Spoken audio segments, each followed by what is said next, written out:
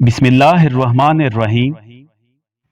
हज़रत नूह अलैहिस्सलाम सैकड़ों बरस अपनी कौम को वाज़ व नसीहत और उससे मुबाहिसा करते रहे। उनकी उम्र 950 बरस की हुई और उम्र का अक्सर हिस्सा उन्होंने अपनी कौम को समझाने में सर्फ कर दिया, मगर उनकी सरकशी में कोई फ़र्क ना आया। तो हज़रत नूह अलैहिस्सलाम अपनी ज़ाहरी नाकामी पर बहुत गमगीन हुए और उनको ये भी ख्याल आया कि कहीं उनकी तरफ से दावत तबलीग का फ़र्ज़ अंजाम देने में कोताही तो नहीं हो गई। तो अल्लाह तबारक व तआला से उनको तसल्ली दी गई और उनको वही भेजी गई कि ए नूह, तुम्हारी कौम में से सिवाय उन लोगों के जो ईमान ला चुके हैं अब और कोई ईमान ना लाएगा, तो आप उनकी हरकतों पर गमगीन ना हो। इस हकीकत के मुंकशिफ होने के बाद कौम में से जिनको राह हिदायत इख्तियार करनी थी वो इख्तियार कर चुके। अब वहीं अक्ल के आंधे बाकी रह गए हैं जिन्हें कुफर और गुमराही के अंधेरे में टमक टोइयां मारना है। उन्होंने बरगाए खुदावंदी में हाथ उठा दिए और कहा, ए मेरे परवरदिगार, तो काफिरों में से किसी रहने वाले को ज़मीन पर बाकी ना छोड़, क्योंकि अगर तूने उनको छोड़ दिया तो वो तेरे दूसरे बंदों को गुमराह करेंगे और ख़ुद उनकी औलाद भी गुनाहगार और सख्त काफिर होगी। अल्लाह ताला ने हज़रत नूह अलैहिस्सलाम की दुआ को शर्फ कबूल अता किया और उन्हें इत्तला दी कि अनकरीब एक ख़तरनाक तूफ़ान की सूरत में तुम्हारी कौम पर गज़ाब इलाही आएगा, जिसमें ये सब ज़ालिमीन और मुकज़्ज़िबीन गर्क कर दिए जाएंगे, मगर मोमिनीन को अल्लाह ताला इस गज़ाब से महफूज रखेगा। इस गज़ाब की गिरफ्त से महफूज रखने के लिए असबाब ज़ाहिरी के दर्जे में आप हमारी निगरानी में हमारे हुक्म के मुताबिक एक कश्ती तैयार कीजिए।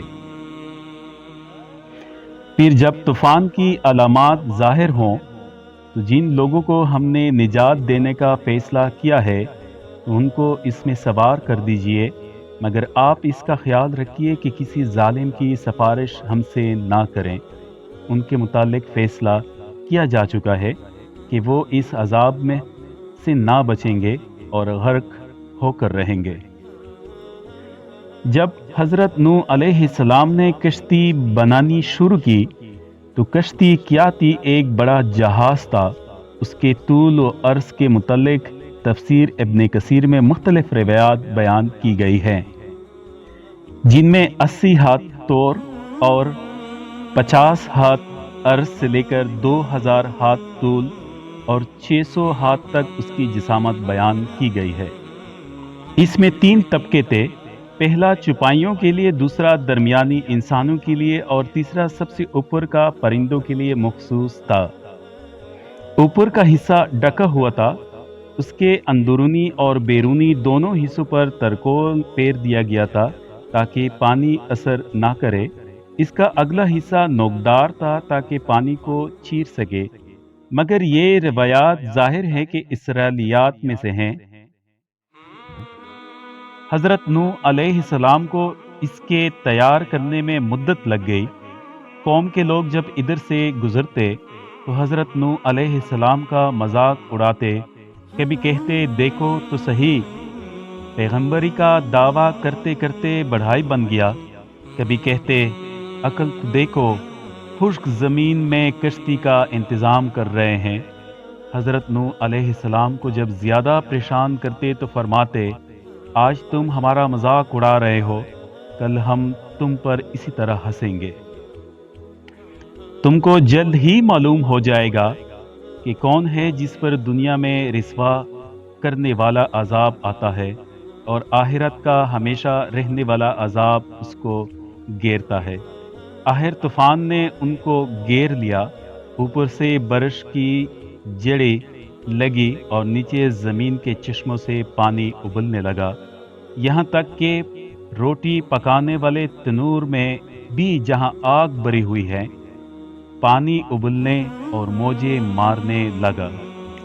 तो हुक्म खुदाबंदी हुआ कि ए नूह, कश्ती में ہر جانور کا ایک ایک جوڑا لے کر اور اپنے گھر والوں میں سے ان کو چھوڑ کر جن کے متعلق عذاب کا فیصلہ کیا جا چکا ہے، سب کو لے کر اور مومنوں کی جماعت کو لے کر سوار ہو جاؤ۔ اور حضرت نوح علیہ السلام پر توڑے ہی لوگ ایمان لائے تھے، وہ اس کشتی میں سوار ہو جائیں۔ یہ حکم سن کر حضرت نوح علیہ السلام نے اپنے ساتھیوں سے کہا کہ اللہ کا نام لے کر کشتی میں سوار ہو جاؤ، کچھ فکر نہ کرو، اس کا چلنا اور ٹھہرنا سب اللہ کے حکم اور اس کے نام کی برکت سے ہے، غرق ہونے کا کوئی اندیشہ نہیں، بے شک میرا پروردگار ایمان والوں کے گناہوں کی مغفرت کرنے والا اور بڑا مہربان ہے۔ اگر دولت ایمان موجود ہے تو دوسری کوتاہیاں معاف ہو سکتی ہے۔ اور کشتی پہاڑ جیسے موجوں کو چھیڑتی پاٹتی اس کشتی میں سوار ہونے والوں کے لیے جا رہی تھی۔ کشتی میں سوار ہونے کے بعد نوح علیہ السلام نے اپنے بیٹے کینان کو، جو کافروں کی صحبت میں رہتا تھا، آواز دی کہ اے بیٹے، تو بھی ہمارے ساتھ کشتی میں سوار ہو جا تاکہ اس عذاب الہی سے محفوظ رہے، کافروں کے ساتھ ہو کر اپنی بربادی کا سامان نہ کر۔ کینان نے سمجھا کہ یہ سیلاب بھی معمولی سیلابوں کی طرح ہے جو کبھی کبھی دنیا میں آتے رہتے ہیں اور کچھ دیر بعد اتر جاتے ہیں۔ کسی پہاڑ پر چڑھ کر اپنی جان بچا لوں گا اور پانی میں ڈوبنے سے محفوظ رہوں گا۔ حضرت نوح علیہ السلام نے کہا، یہ معمولی سیلاب نہیں جس سے تو پہاڑ پر چڑھ کر محفوظ رہ سکے، یہ عذاب خداوندی ہے، کوئی چیز اس عذاب سے نہیں بچا سکتی، ہاں خدا ہی کسی پر رحم کرے تو وہ بچ سکتا ہے، مگر عذاب خداوندی کے گھیر لینے کے بعد کوئی کافر اس سے بچایا نہیں جاتا۔ باپ اور بیٹے کی یہ گفتگو ہو رہی تھی کہ پانی کی ایک موج دونوں کے درمیان حائل ہو گئی اور کینان بھی دوسرے اپنے ساتھی کافروں کے ساتھ غرق ہو گیا۔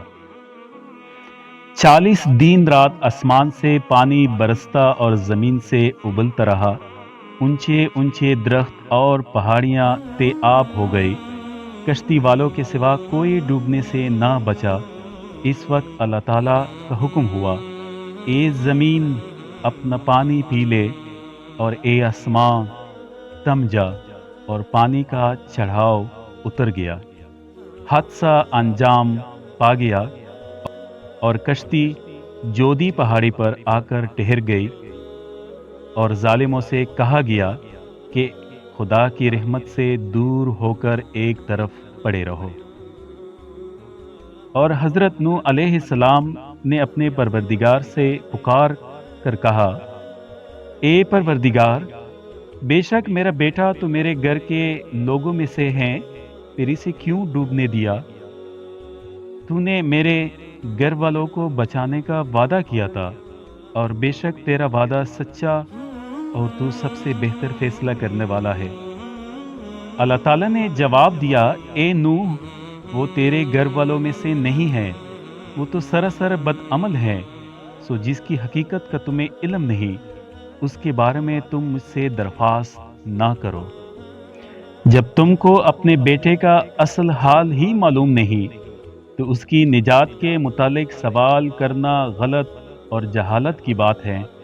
میں تم کو نصیحت کرتا ہوں کہ تم جاہلوں میں شریک نہ ہو۔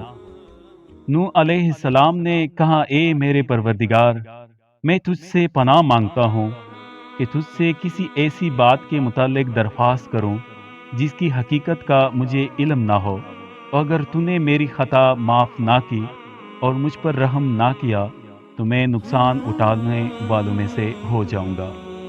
حضرت نوح علیہ السلام کی غلطی معاف ہوئی اور ان کی توبہ قبول کی گئی، اور ان سے فرمایا گیا، اے نوح، اب کشتی سے اترو، تم پر سلامتی اور برکتیں ہو ہماری طرف سے اور ان جماعتوں پر بھی جو تمہارے ساتھ ہیں، ہم دنیا کو پھر آباد کریں گے اور بہت سی قوموں کو زندگی کی آسائشیں دیں گے، لیکن اگر انہوں نے بھی تمہاری قوم کی طرح نافرمانی کی راہ اختیار کی تو ان کو بھی ہماری طرف سے دردناک عذاب پہنچے گا، ان کو بھی برباد کیا جائے گا۔